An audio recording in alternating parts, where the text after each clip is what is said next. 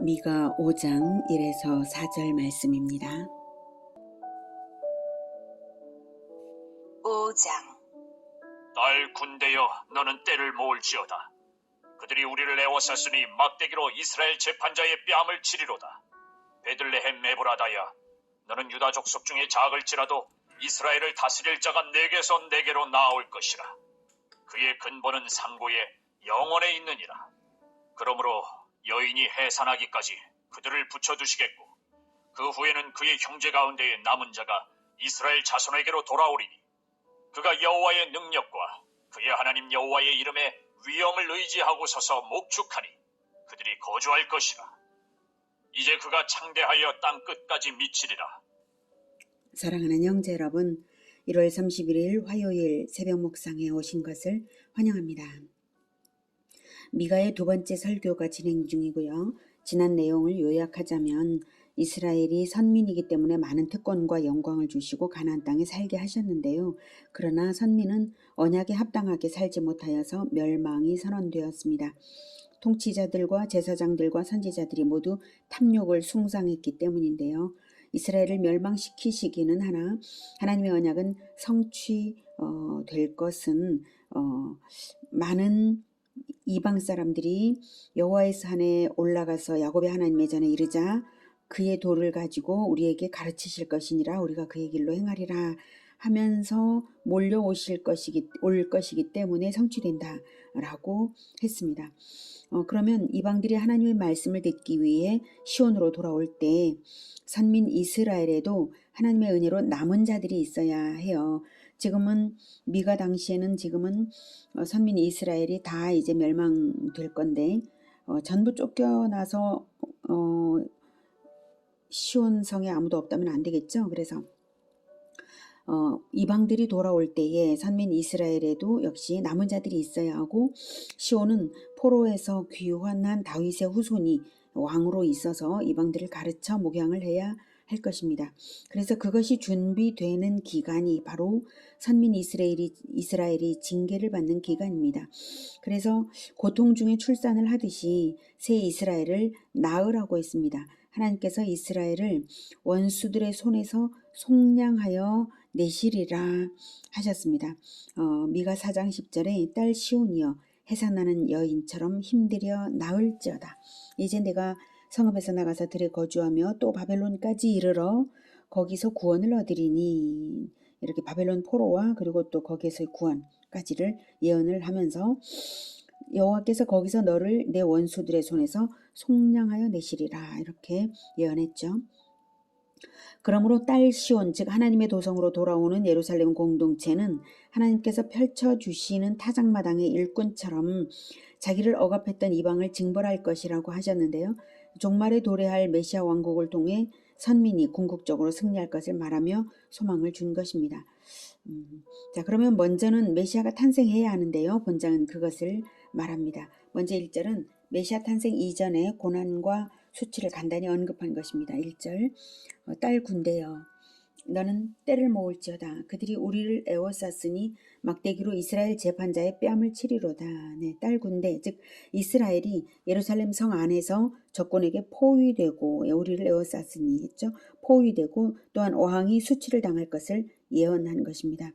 예언의 복합성을 고려하여 말하면 이 예언은 1차적으로는 바벨론의 모욕을 당했던 여호야김 왕이나 시드기야 왕으로 볼 수가 있고요. 2차적으로는 헬라 제국 때의 수리아의 안티오쿠스 에피파네스가 성전에 제우스 신상을 세운 일이 있었죠. 그것을 의미하기도 해요.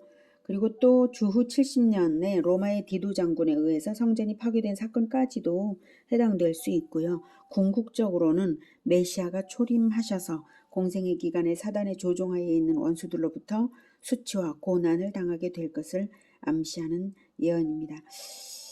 정말 예수님께서 맞으시며 그렇게 능멸을 당하셨죠. 네. 자, 그러나 선민 이스라엘의 고난과 수치는 해산을 위한 산고나 마찬가지입니다. 그리스도의 탄생까지는 순환을 당하는 것입니다. 이제 그리스도의 탄생에 대해서 말합니다. 2절 베들레헴 에브라다야 너는 유다 족속 중에 작을지라도 이스라엘을 다스릴 자가 내게서 내게로 나올 것이라. 네. 에브라다는 베들레헴의 고대 명칭입니다. 베들레헴에서 영원한 왕이 나기까지는 선민을 이방의 소나귀에 붙여 두시겠고요. 네, 그래서 3절에 보면 그러므로 여인이 해산하기까지 그들을 붙여 두시겠고 라고 하죠. 그리고 그 후에 남은 자가 귀환한 후에 마침내는 그 후에 그의 형제 가운데 남은 자가 이스라엘 자손에게로 돌아오리니. 네. 그래서 귀환한 후에 마침내는 메시아가 탄생하여서 이 모든 승리를 이루실 것이라고 소망을 심어주고 있습니다. 태어나실 그리스도가 하나님의 아들이심을 2절에 그의 근본은 상고의 영혼에 있느니라 라는 말로 나타내고 있고요. 그러므로 여인이 해산하기까지 그들을 붙여주신다. 여기서 여인의 해산은 이사야도 예언을 했죠. 처녀가 잉태하여 아들을 낳을 것이라는 그 예언에 연관된 것이고요. 처녀 마리아가 고난 가운데 예수님을 낳을 것을 말하는 것입니다. 이스라엘의 남은 자는 구원을 받아서 그리스도의 나라에 들게 될 것입니다. 4절 그가 여호와의 능력과 그의 하나님 여호와의 이름의 위엄을 의지하고 서서 목축하니 그들이 거주할 것이라. 이제 그가 창대하여 땅끝까지 미치리라. 네. 장차 성취될 그리스도가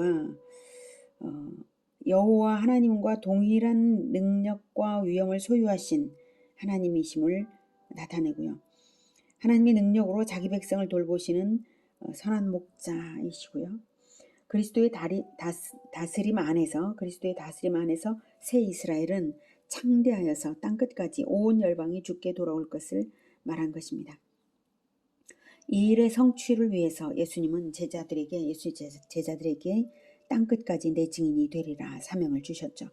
이스라엘 백성들은 자신들만이 선민이라고 생각하던 미가 그 당시에 이스라엘로서는 전혀 생각할 수 없었던 놀라운 예언을 미가가 선포한 것입니다. 오늘은 포로가 되어갈 이스라엘에게 포로 기간의 순환이 메시아 시대를 배태하는 기간임을 미가 예언으로 보았습니다.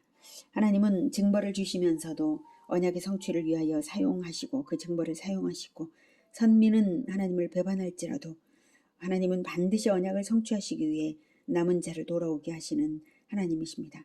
그래서 하나님의 구원은 남은 자들이 그리스도와 연합될 때 이루어지는 것입니다. 우리는 끝까지 남는 자가 되고 또한 끝까지 그리스도 우리 주님과 연합하는 자들이 될 것입니다.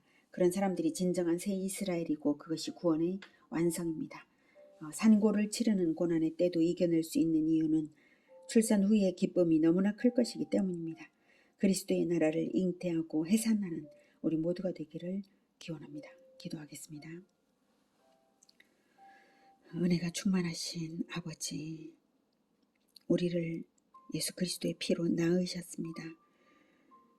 우리를 낳으시기 위하여 선민 이스라엘에게 산고의 고통과 같은 그 바벨론 포로 기간을 거치게 하시고 돌아오게 하시고 남은 자들을 통하여서 예수 제자가 되게 하시고 또한 예수님을 통하여서 모든 열방을 불러 또 다시 남은 자를 완전한 구원으로 이끄실 것입니다. 하나님, 이 동일한 패턴과 그 원리대로 우리에게도 은혜를 부어주시고 계시오니 우리가 끝까지 예수님과의 연합으로 남는 자들이 다 되게 도와주시옵소서. 우리가 산고와 같은 고통이 있을지라도 이겨내며 오직 하나님께서 이루실 그 놀라운 하나님의 나라, 그 비전으로 나아가겠습니다. 우리를 도와주시옵소서.